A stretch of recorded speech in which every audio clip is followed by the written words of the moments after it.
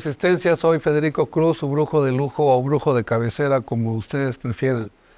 Vamos a dar inicio a otra viernera, pero en esta ocasión en la número 200. Y como los seres humanos nos gusta hacer alguna conjunción cuando tenemos algún aniversario, estoy feliz de dar esta noticia de que ven cómo estamos en un patio de maniobra de ferrocarriles. Y me encanta, como soy de una formación de 3 generaciones en Ferrocarriles Nacionales de México, me gusta mucho la noticia de la presidenta electa que va a reiniciar el tren que va a Nuevo Laredo y pasa por San Luis Potosí, tierra de brujos.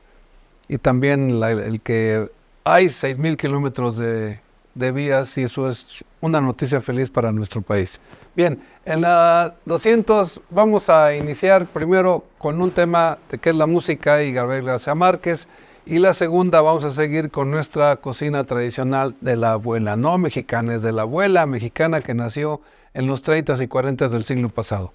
Empezamos entonces. Miren, siempre menciono cuando toca el tema de la música, ahora nos salimos de los discos y vamos a los ferrocarriles, ya les expliqué por qué, porque Gabo siempre dice que solo hay una cosa mejor que la música y es hablar de música, lo repito siempre cuando se trata de eso. En su edición, La Jornada del 16 de julio, en su sección de Tumbando Caña, Ernesto Márquez nos recuerda que es el especialista de música tropical y lo titula Un melómano empedernido y se refiere a Gabriel García Márquez. Él refiere, obviamente, cómo siempre está presente la música en él y nos recuerda, aparte de esta frase que para mí es célebre también porque la música me parece lo más importante del ser humano, también nos recuerda que Rubén Blades le ha puesto música a varios cuentos de él. Creo que es una verdadera muestra de cultura civilizatoria de América Latina esto que está mencionando. Es eso y no el fútbol, lo que demuestran los estadios gringos, cómo se comportan las masas futboleras que creen que su equipo es el mejor del mundo. Bien, entonces, fíjense lo que dice, lo que menciona Ernesto Márquez en el monólogo, en la diatriba de amor contra un hombre sentado, la narración que hace García Márquez, donde da señas de su multiplicidad de gustos que tiene para la música el autor Gabo. Y dice: y tú me ibas enseñando el mundo con una dulzura que solo parecía posible por amor. Aunque ahora sé que no era más que vanidad. Y en música, ni hablar. Me sacaste cruda de los acordeones vallenatos, de los merengues de Santo Domingo, de las plenas de Puerto Rico que tronaban en las noches de la marisma, y me diste a probar el veneno de Bach, de Beethoven, de Brahms, de Bartók, y claro, de los Beatles, las 5 Bs con las cuales ya no pude seguir viviendo. Me hiciste entender lo que dijo Debussy, que lo más difícil de tocar el piano es hacer olvidar que tiene martillos. O lo que dijo Stravinsky, de que Vivaldi compuso el mismo concierto 500 veces. Es una maravilla este comentario de Stravinsky. Y bien, que viva la vida musical de Gabo. Todas las observaciones que hace Gabo con respecto a la música me parece un genio hablando de la música. En la sección de Astillero del 17 de julio, la sección de Julio Hernández López, se refiere a la protección de granjas Carroll. Vamos a entrar a lo que es el tema de la cocina tradicional de las abuelas, de nuestras abuelas. En Veracruz, supongo que están enterados, sucedió una tragedia porque intervino la policía estatal de cierta denominación y se les ejerció mucha represión en contra de la gente con un gobernador de la 4T, Aristóteles X, con maestría, ingeniero, y hizo una debacle esa policía. Se llevó gente presa, entraron a las casas, robaron y mataron a 2 hermanos de los que estaban en la protesta. ¿Qué estaban haciendo? Protegiendo a una industria porcícola que absorbe mucha agua, que contamina mucho el agua, es muy contaminante la orina y el excremento del cerdo. Es una de las granjas más grandes de América Latina y claro, el gobierno voltea para otro lado y deshace el cuerpo de policías y eso que está en la 4T es un producto del partido Morena. Y eso es a lo que se refiere Julio Hernández en su sección de astillero. Pasamos a otra cosa importante que también es con respecto a la jornada del martes 16 de julio. Vean cómo dice, acaparan agua 3.304 grandes usuarios. Es una privatización encubierta, dicen los activistas. Bien, vamos muy seguros hacia dónde es lo que quiero demostrar. Es algo que está plenamente presente, el por qué nosotros estamos ya en la cultura del supermercado y quien repele no lo van a aceptar y ni la información está bien dada de parte del gobierno. Fíjense lo que dice. La Asamblea aseguró que algunas transnacionales responsables del saqueo son Coca-Cola, Pepsi, Danone, Nestlé, Bimbo, Lala, FEMSA, Ternium, Grupo México y Discrol, entre otras, que pueden extraer directamente miles de millones de litros al año con la finalidad de comercializarla y elaborar productos generadores de enfermedades crónicas como diabetes y cáncer. Aquí sí no hablamos de la Organización Mundial de la Salud, en donde dice que los herberos y los homeópatas no podemos tratar estas enfermedades, pero si se van a presentar, bien. Entonces, son las transnacionales. El proceso, cuando era una revista que se podía leer ampliamente, ahora ya no, según mi concepción de la lectura de información, cuando en el segundo año de Fox, que él es un gerente refresquero, hablaba muy bien el inglés, pero el español seguro que no lo hablaba bien, nunca se expresaba bien en español, y él le proporcionó agua gratis en Chiapas, cerca de Tuxtla Gutiérrez, para la planta de Coca-Cola que tienen allá, que está documentado plenamente. Pero aparte de que está documentado, vean ustedes lo que produce en el diario del Milenio del 17 de julio. Qué bonita propaganda es esta cosas saludables que pone Nestlé. Pero fíjense qué curioso, pone puras cosas que tiene la cocina de la abuela. Hasta parece que no vende cosas. No, pues es que es demasiado obvio lo que hacen ellos. Y entonces vean lo que dice la apuesta de Nestlé en la fortificación de alimentos. Una pregunta, pero no se necesita fortificar. Las abuelas no pensaban así, mantenían muy bien sana a la familia, no necesitaban fortificar los alimentos. Fíjense nada más cómo es esta esclavitud de información a que nos tienen bombardeados constantemente. Y dice en esta parte de su propaganda, ante las problemáticas, fíjense qué importante que Nestlé se interese en esto. Nestlé México ha apostado por más de 2 décadas en la fortificación de alimentos entre las distintas categorías que integran su cartera de productos. Qué agradecidos debemos estar porque están fortificando sus productos. Entre ellos, los lácteos, los cereales, los modificadores en polvo y muchos más. Por ejemplo, el 100% de los productos lácteos para niños y para adultos contienen distintas combinaciones de nutrimentos que ayudan a complementar sus requerimientos diarios de vitaminas y minerales como calcio, vitamina C, hierro y zinc. Sí, ¿y la leche de la madre no contiene esto? ¿Por qué no lo dicen? Porque su negocio es estupidizar a la gente para consumir sus productos. Esto es un problema diario y constante que estamos enfrentando nosotros los mexicanos. Y ahora viene algo bueno, la lectura de un libro. Fíjense ustedes la portada y el título. Miren, y además para que vean, miren, tienen el calzón que pone, es experta en calzones Carla y le pone, para que vean que es mío. Vean qué interesante, se llama Sabor a Comida, Sabor a Libertad. Y es de un antropólogo. Y se llama Incursiones en la comida, la cultura y el pasado. Fíjese qué interesante. Sidney W. Mintz es un antropólogo gringo y para abrir boca de lo que va a tratar, nos presenta una oración de gracias para decirla en el supermercado.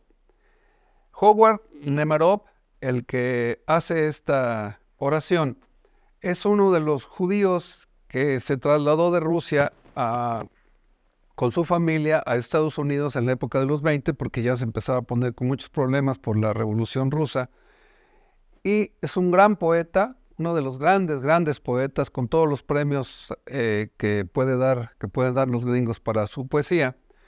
Y fíjense cómo dice esta parte: ese Dios nuestro, el gran geómetra, hace algo por nosotros aquí, donde ha puesto, si así quieren plantearlo, las cosas en forma, comprimiendo los corderitos en ordenados cubos, convirtiendo el asado en un cilindro decente, ensamblando la elipsoide de un jamón, volviendo anónima la carne enlatada, en cuadros y rectángulos de bordes cincelados o redondeados, aerodinámicos tal vez para mayor velocidad.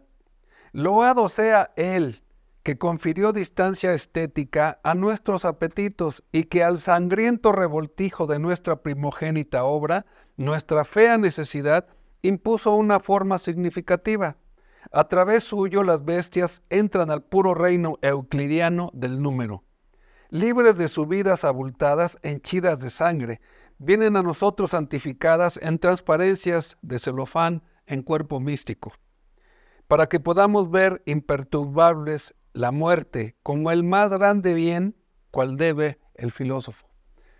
Y entonces nos hace reflexionar algo, este punto de vista de la antropología, que es claro que tiene algo que decir esa materia de conocimiento, porque fíjense que hacen una reflexión sobre cómo se cambian los alimentos de preferencia. ¿Y qué nos indica aquí? ¿Qué me parece importantísimo? Que en la Segunda Guerra Mundial se hicieron investigaciones para que los comandantes superiores del ejército, como se movilizaron, fíjense, 5 millones de gringos para la guerra, tanto en Europa como en el Pacífico, y ¿saben cuál era el requerimiento de los comandantes? Por supuesto que es negocio, la guerra, que tenía que haber Coca-Cola, y los soldados entonces se identificaban, fíjense qué interesante, la guerra de la libertad con tomar Coca-Cola. Entonces la Coca-Cola antes de la Segunda Guerra no tiene la demanda que después de la Segunda Guerra tiene, porque se impuso en los lugares donde llegaron los gringos, entonces son productos Coca-Cola. Bien, si eso lo entendemos, entonces sabemos que Coca-Cola por eso llegó a tener unos Juegos Olímpicos de ese tamaño, claro, de ese tamaño, en una ciudad fea, espantosa, que se llama Atlanta, tuvieron 2 transnacionales gringas, hicieron sus Juegos Olímpicos. Uno era la Coca-Cola, la otra era Kodak, aunque Kodak ya no está en el tablero, porque pues ya la tecnología sustituyó a los rollos. Bien, de ese tamaño es la voracidad y la manera como se apropian de las mentes de una civilización la Coca-Cola. Y eso es lo que nosotros tenemos la importancia de entender cómo están haciendo eso ellos, el gran negocio de su vida, y cómo se va transformando a través de la historia tan lentamente que no nos damos cuenta el perjuicio que causa a la salud ese sustituto de azúcar, porque es un sustituto de azúcar lo que hace la Coca-Cola. Bien, también hay un capítulo muy interesante que se llama Sabor a comida, sabor a libertad. ¿Y saben qué es lo que establece? Cómo los 5 millones, no, son 3, son 9,5 millones de esclavos que trajeron a América Latina. A esos esclavos les daban de comer. Y esos, claro que les daban las sobras, les daban lo peor, les daban nada más con el mínimo de calorías para que pudieran aguantar el trabajo, pero traían familias completas. Y resulta que entonces los esclavos empezaron a hacer una cocina que es muy de cada lugar. Una cocina que es de Haití, una cocina en Cuba, otra cocina en todo lo que son las pequeñas islas de nuestros mares en América Latina. Pero hay una cosa muy interesante, fíjense, que es lo que me hace pensar este capítulo donde dice cómo se transforma la comida de los esclavos con sabor a libertad, porque ellos también empiezan a defender cómo pueden hacer las cosas que da esta tierra para ellos tener una actividad gastronómica que les guste. Bien, Por eso es que nosotros vemos que en Nueva Orleans, como era una plantación, está llena de plantaciones, hay una cocina que se lleva mucho con lo que fue los esclavos. Y bueno, hay varias cosas que se pueden interpretar como parte de cocina gastronómica.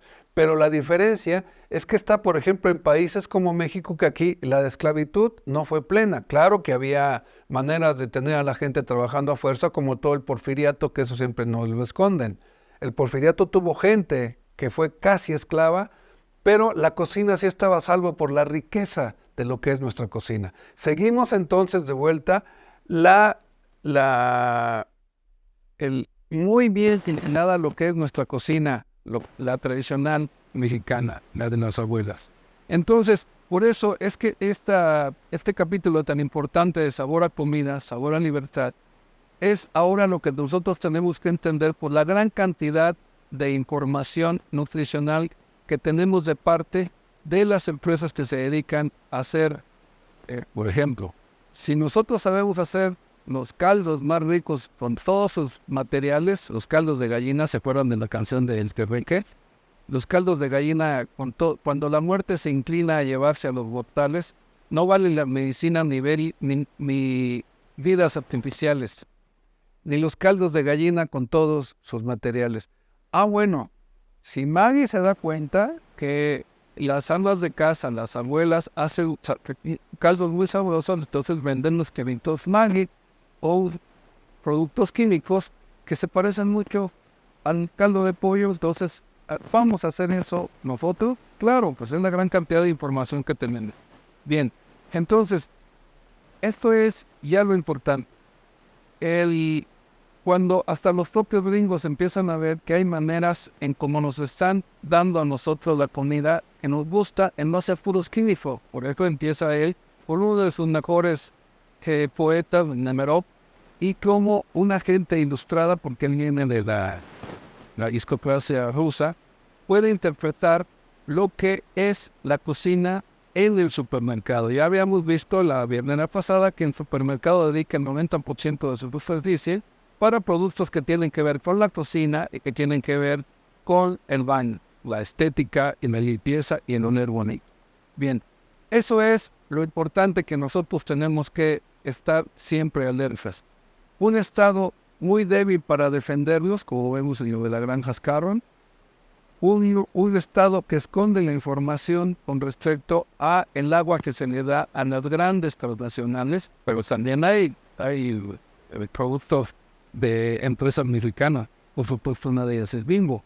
La gran cantidad de productos que nos venden, y eso es precisamente la incapacidad que tenemos para defendernos nosotros si creemos que la salud, nos hacen creer que la salud tiene que ver con la medicina. No, la salud empieza en la cocina, nosotros debemos tener. Por eso orgullosamente volvemos a mostrar en nuestra Biernera 200 y nuestro póster, y pónganse a analizar lo que falta con respecto a la cocina por cada uno de los productos que están marcados.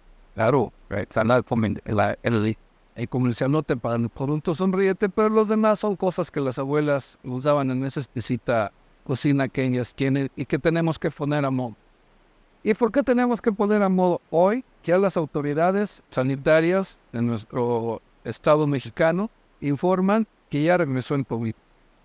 Por eso siempre estaba diciéndoles que es muy importante ese bicho, ese solovino sarnoso que ya tenemos que acostumbrar a tenerlo entre nosotros.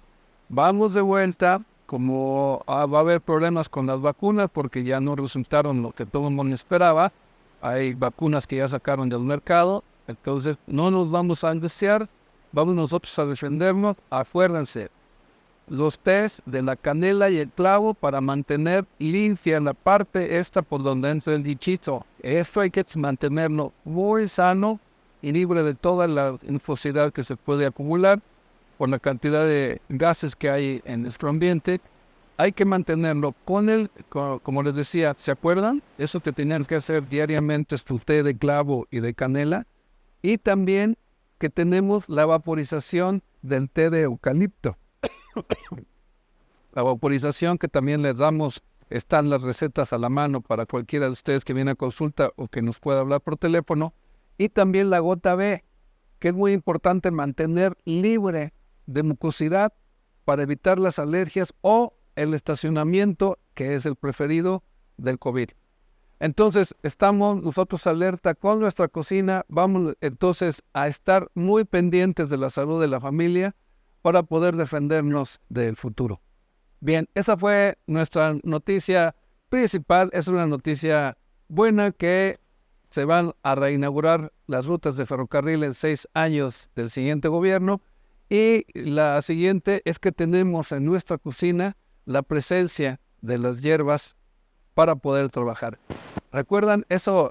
Por último, les digo, lo que las abuelas tenían de hierbas vivas y hierbas secas, el eucalipto para la vaporización se necesita fresco, es mucho mejor el efecto que tiene. Ellas lo sabían, por eso tenían sus árboles de eucalipto siempre cerca a la mano para problemas respiratorios.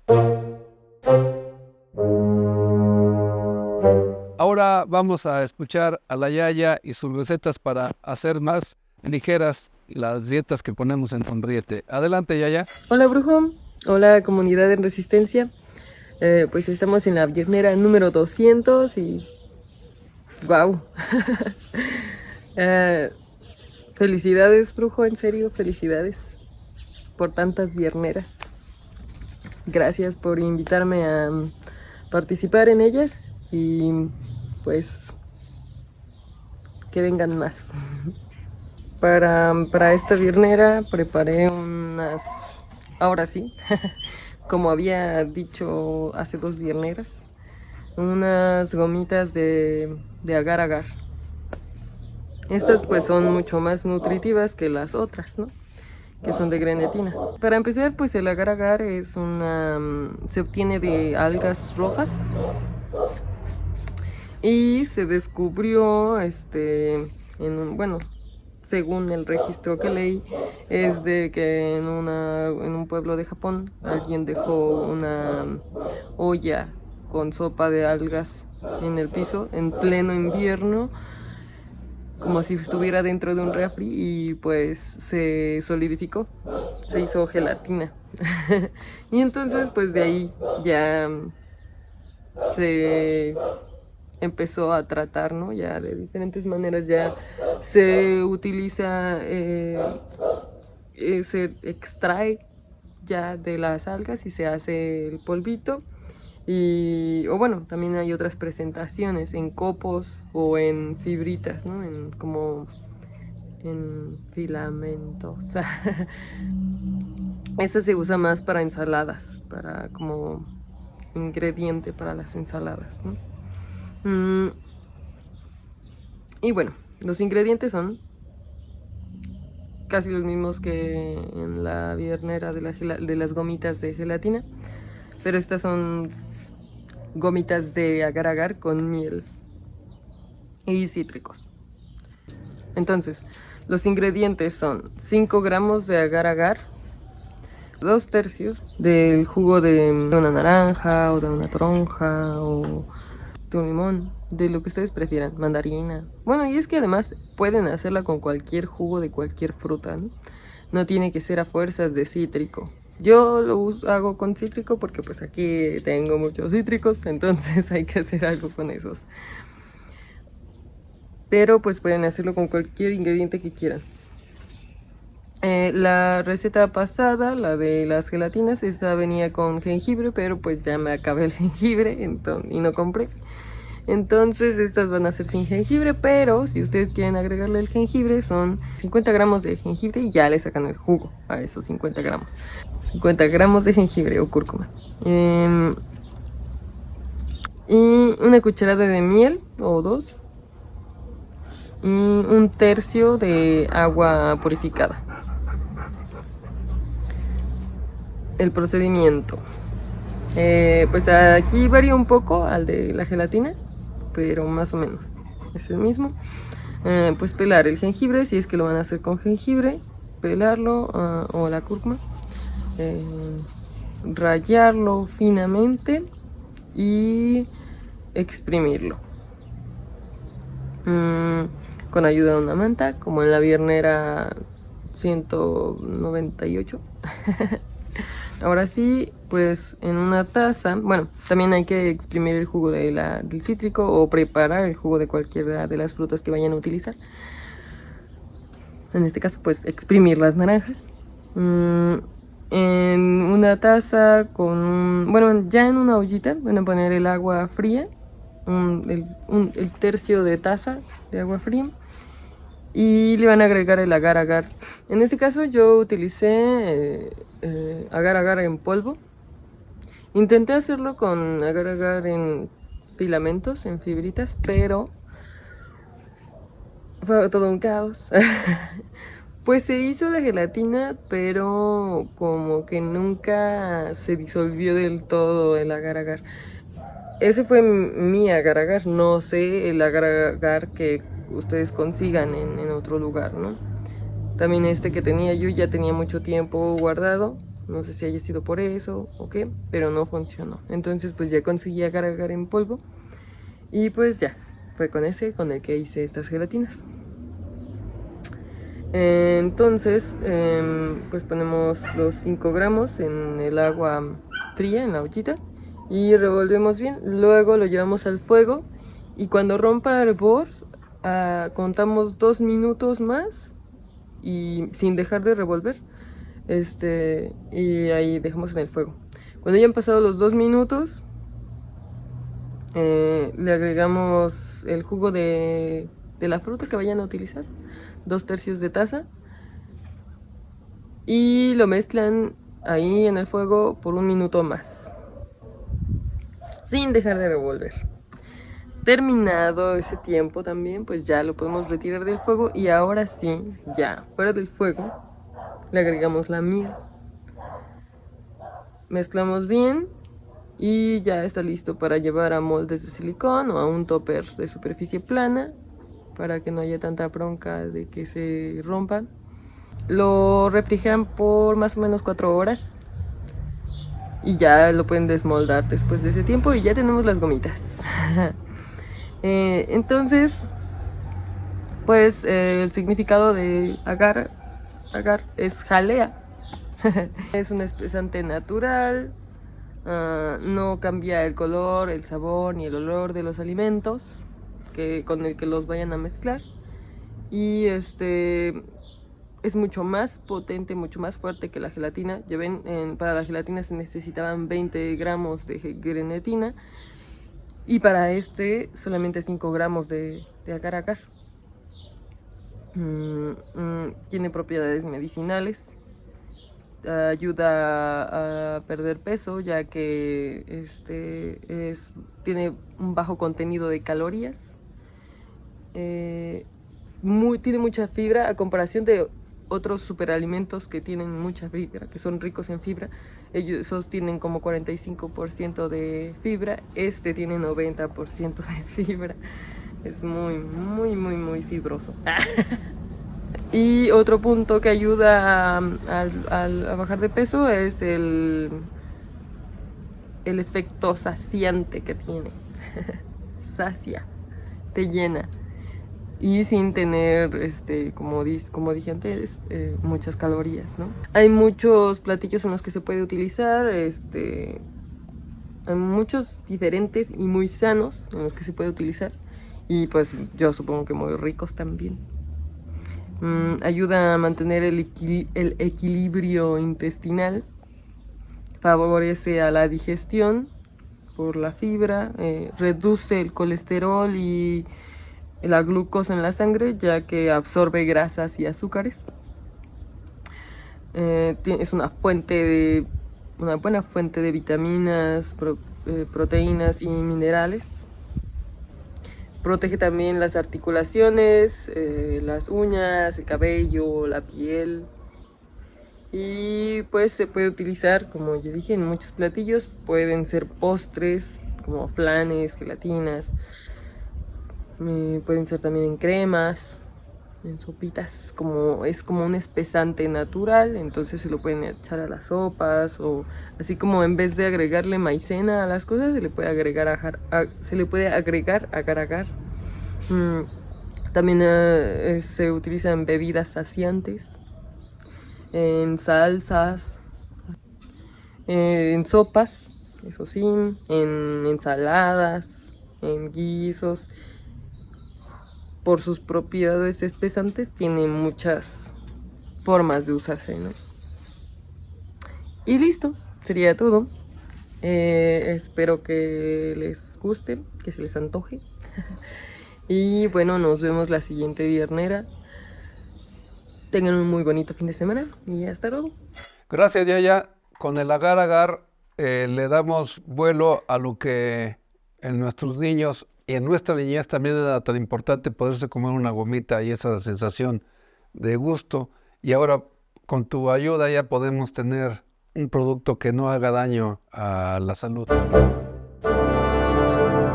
Y ahora vamos a lo que Julia lea y tu rincón literario. Adelante, Julia. Hola, muy bonito día a todos y a todas. Espero que se le estén pasando muy bien. Antes que nada, una gran felicitación por ser la viernera número 200. Ha sido un camino muy divertido de transitar, sin duda alguna, con muchos aprendizajes, con muchas reflexiones. Y me gustó mucho esto que Federico decía la semana pasada a propósito de la pregunta que le lancé. Me quedé mucho con esta idea de la explosión de ternura, porque creo que al final estos espacios, pues justamente de difusión de pensamiento crítico, de planteamiento, de compartir información, pues eso también creo que es una forma de ternura. Entonces, muchísimas gracias, Federico, por el espacio. Por dejarme a mí misma compartir algo que me apasiona, que pues es la literatura, la lectura, los ensayos, los poemas, el pensamiento crítico, ¿no? Que creo que sí es una forma pues como de cuidado y de bien común quizás la reflexión, ¿no? Uno piensa que este tipo de cosas pues son inútiles, ¿no? Pero ayer justo hablaba con una amiga que además ella es biomatemática y pues ella está muy clavada con la ciencia. Hay un tipo de ciencia que pues quizás no necesariamente tiene un fin práctico, pero pues decíamos, y retomando las palabras de Chekhov, que solo lo inútil vale la pena. Y bueno, no necesariamente, pero me gusta esa frase porque creo que aplica muchas veces como a las humanidades o a estos espacios como de difusión, de información, de compartir noticias, ¿no? Entonces, bueno, quería continuar la reflexión sobre Sontag, pero también justamente por los 200 años quería leer un poema muy chiquito que justamente siento que hay ciertos poemas que son explosiones de ternura. Y este es un poema de un poeta llamado Bill Knott, o sea, como Bill Nudo. Y él lo que me gusta es que tiene poemas muy breves, pero que son muy hermosos.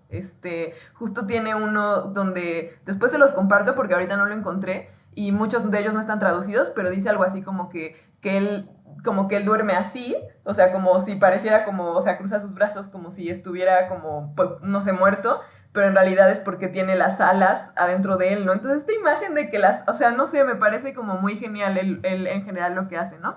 Entonces les voy a leer en inglés y en español un poema que se llama Soneto, bueno, Sonnet, pero pues de hecho no es un soneto porque no tiene la forma de un soneto, pero pues bueno, me gusta mucho y como que creo que en inglés hay una cosa de una repetición de una palabra que creo que ya saben que la poesía también es sonido y es sentido, entonces se las quiero leer. Bueno, Sonnet. The way the world is not astonished at you, it doesn't blink a leaf when we step from the house, leads me to think that beauty is natural, unremarkable, and not to be spoken of, except in the course of things, the course of singing and work sharing, the course of squeezes and neighbors, the course of you tying your raven hair to go out, and the course of me, astonished at you, the way the world is not. Entonces, bueno, es un poema muy chiquito, pero quería que escucharan la palabra course, o sea, como el curso, ¿no? Como the course. Y bueno, la traducción, que en realidad yo la hice, porque no tiene traducción, yo quería traducirlo, a veces me gusta como traducir poemas, es esta. A ver, aquí lo tengo. Soneto. La forma en la que el mundo no está asombrado por ti, no parpadea ni una hoja. Cuando salimos de la casa, me lleva a pensar que la belleza es natural, poco destacable, y no para ser hablada de ella, excepto en el curso de las cosas, en el curso del canto y el trabajo compartido, en el curso de apretujones y vecinos, en el curso de ti atándote el cabello para salir, y en el curso, por supuesto, de mí, asombrado por ti, de la forma en que el mundo no lo está. Entonces, bueno, me gustó, de este poema me gusta mucho la idea como de que en realidad la belleza no, o sea, uno pues piensa en los valores griegos, en la belleza, en la verdad, y qué es la belleza, pero al final es como, bueno, la belleza está en el curso de las cosas pequeñas, ¿no? O sea, como cuando te encuentras a tu vecino, o como cuando estás trabajando y las cosas salen bien, ¿no? Entonces, bueno, se los quería compartir. Y también decir, bueno, de retomando ahora sí a Susan Sontag y vinculándolo con el otro ensayo que también, que compone como estos dos libros sobre la enfermedad y las metáforas, que es El SIDA y sus metáforas, que sí me parece, bueno, lo que decía Federico, que quizás Susan Sontag no tuvo la fortuna de tener la riqueza de las hierbas mexicanas y que además, pues sí, es muy bonito que en el segundo libro ella un poco habla de su experiencia personal, porque justo Sontag no era tan dada como a narrar en primera persona su vida, ¿no? No era tanto de, ay, a mí me pasaba esto, pero justo ella dice, yo hice este libro, el primero, el del cáncer y sus metáforas, porque yo tenía cáncer y porque obviamente me costaba ver como la negligencia de los médicos y la desesperación como que me causaba que pues en ese momento en particular ni siquiera le querían decir a los pacientes como qué era lo que estaba pasando, ¿no? O sea, no querían dar un diagnóstico, que es muy diferente a lo que dice Federico, como de, bueno, yo no lo digo como tal cáncer, pero obviamente sí hay una cuestión que tratar, o sea, como que en esta época, que pues estamos hablando de los 70s, 80s, como que había todavía demasiados tabús y no se abordaba ni siquiera la enfermedad de una forma pues holística, ¿no? Entonces, un poco ella hace como ciertas aclaraciones del por qué escribió este libro, La enfermedad y sus metáforas, y justamente pues un poco respondiendo a la actualidad, o bueno, a su actualidad, porque ya no es nuestra actualidad. Ella dice, bueno, ahora otra enfermedad, o bueno, otra condición, porque el SIDA no es tal cual como en ese momento era como no es una enfermedad, es una serie de enfermedades, o es como un marco que hace que haya muchísimas enfermedades. Pero bueno, dice, ahora pues en realidad como que la epidemia es el SIDA, ¿no? O sea, y como que ella pues se dispone a hablarlo, y lo hace de una forma muy interesante, porque creo que también, a pesar de que no habla puntualmente de eso, creo que sí es una postura ética decir como, bueno, yo voy a hablar de esto y de cómo, como desde mi perspectiva, no es una metáfora y tenemos que, como sociedad, hacer las cosas mejor, ¿no? O sea, como do better, o sea, como ser mejores y como no dejarnos llevar justamente por estos prejuicios que muchas veces, pues, sin querer reproducimos, ¿no? O sea, sin querer, pues, somos prejuiciosos, somos discriminadores. Y además también creo que muchas veces, pues, justamente la televisión, las películas, la cultura no ayuda tanto, ¿no? O sea, creo que una crítica que se hizo mucho del cine de los 90s, de inicios de los 2000 es que como que siempre que se abordaba la cuestión del SIDA, siempre era como con mujeres trans u homosexuales que se morían, ¿no? O sea, siempre era como, sí, la persona trans que se muere, ¿no? O el homosexual que se muere, ¿no? O sea, casi como una cosa de tragedia así como necesariamente, ¿no? Y también lo que es interesante de este libro, y también me parece interesante ver cómo las cosas han cambiado, pues es que en el momento en el que Sontag escribe, pues justamente no hay una forma como como mucho más contundente como ahora, como de estacionar el VIH y que justo no avance, porque ahora pues eso es lo más común, ¿no? O sea, que las personas que tienen VIH pues justamente tienen un tratamiento en el que ya no les permite avanzar como a otra etapa, pero en este momento no. Entonces como que cómo funciona una enfermedad que como que está casi que hecha, o en este momento lo era, que es una enfermedad, dice Sontag, del tiempo, ¿no? O sea, como solo es cuestión de tiempo antes de que las cosas se pongan muy mal y de morir, ¿no? Entonces, como es un nuevo tipo de enfermedad, o sea, tiene ciertos parecidos con el cáncer, pero por ejemplo, una cosa distinta es que pues el cáncer, pues sí es como un invasor, pero está en el propio cuerpo. A diferencia del SIDA, que el SIDA, pues justamente hay un factor del exterior, que es la transmisión, ¿no? Y que justamente eso presta también para moralizar aún más la enfermedad, porque es claro, esto es un castigo, ¿no? Por tener una vida licenciosa, ¿no? O sea, esto es moral, ¿no? Esto es como un mal social, porque justamente ciertos grupos de riesgo, pues justamente lo están haciendo, ¿no? Entonces, como que es muy interesante el análisis que hace, porque así como el cáncer y la tuberculosis están relacionados como en cuanto a la sociedad, pues el SIDA está muy relacionado con lo que era la sífilis antes, ¿no? O sea, porque justamente también tiene esta condición como de, enfermedad de transmisión sexual, que pues como que te deja en un estado como de ruina completamente y es muy como deshumanizante, ¿no? Ya dice, es una enfermedad que puede ser deshumanizante, ¿no? Entonces, ahorita les quiero leer como algunas frases, pero también decir que me pareció muy importante lo que decía Federico, los ejemplos que decía respecto a el lenguaje, ¿no? O sea, como la importancia del lenguaje y de cómo nos manejamos, ¿no? O sea, como que creo que al final, pues, también en algún momento habla de la peste, ¿no? O sea, como que sí decimos como, es que la peste es como lo peor que podría pasar, y pues justamente si esas cosas las aplicamos como a la enfermedad, pues justamente sí terminamos como pues quizás reproduciendo ciertas cosas que como que sí, como sociedad, creo que podríamos ir desechando poco a poco, ¿no? Y ahorita les voy a leer un fragmento, pero también algo que se me hizo como muy revelador fue que, por un lado, siempre hay esta cosa como de que las enfermedades, o bueno, no todas, pero muchas, son extranjeras, o sea, no son de nuestra sociedad, o sea, como que alguien más las trajo, ¿no? O sea, incluso también, o sea, digo, y cuando es verdad, o sea, por ejemplo, no sé, esta cosa de que pues los españoles trajeron la viruela cuando vinieron a conquistar, ¿no? O sea, que en realidad casi que los pueblos prehispánicos, o sea, no, seguramente no, pero casi que no había enfermedades, todo el mundo se la pasaba bien y ellos llegaron a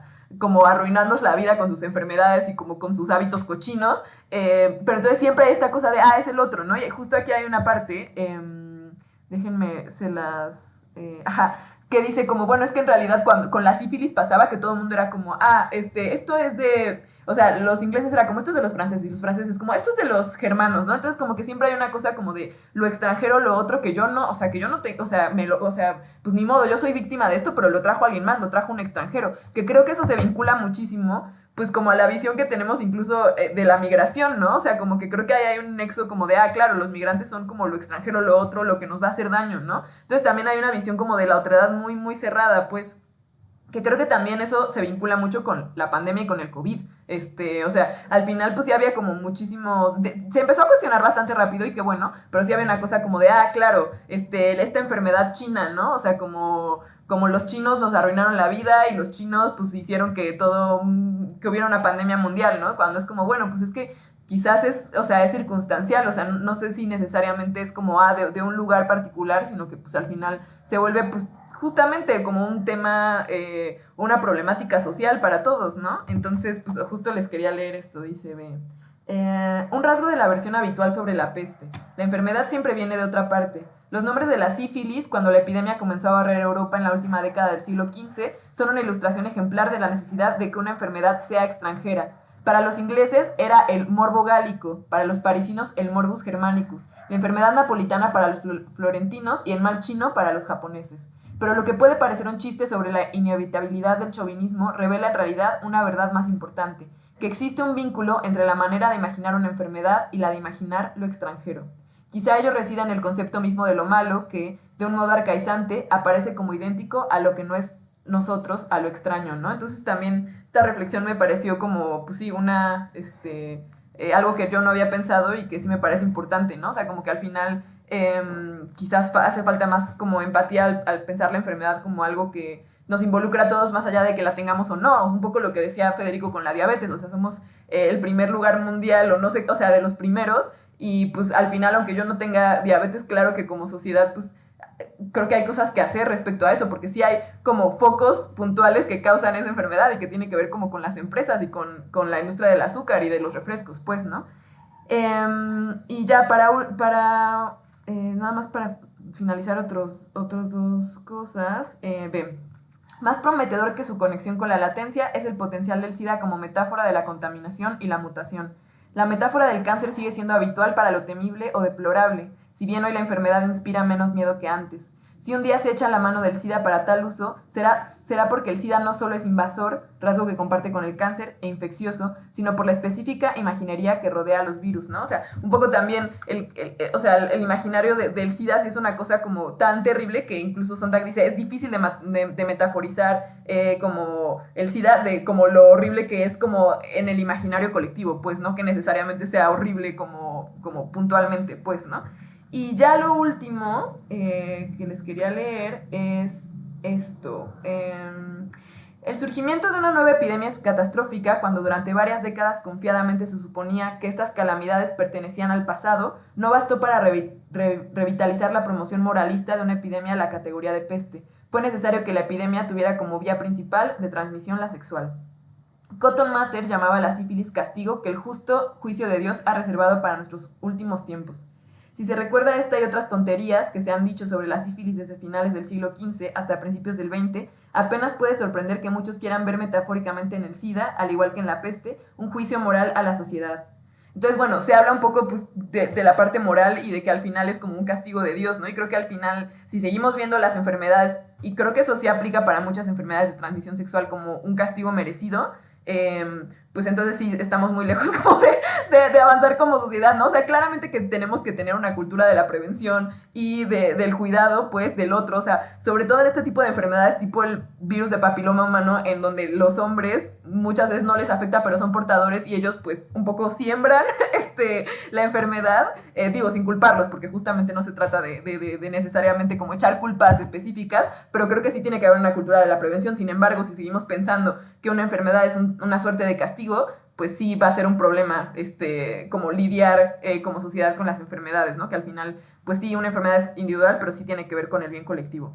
Y bueno, ya me pasé muchísimo, perdón, estamos de fiesta, entonces por eso andaba contenta, pero bueno, les mando un abrazo y un abrazo, Federico, hasta donde estés, y nos vemos muy pronto. Bien, Julia, seguimos entonces para darte respuesta en la siguiente viernera con lo de Susan Sontag y qué es tan importante esa palabrita cáncer. Soy Federico Cruz, su brujo de lujo o brujo de cabecera, como ustedes prefieran. Nos abrazamos en esta viernera 200 y lo hacemos con noticias felices y noticias de alerta para que todos estemos en esta reentrada del bichito del COVID. Abrazo para todos.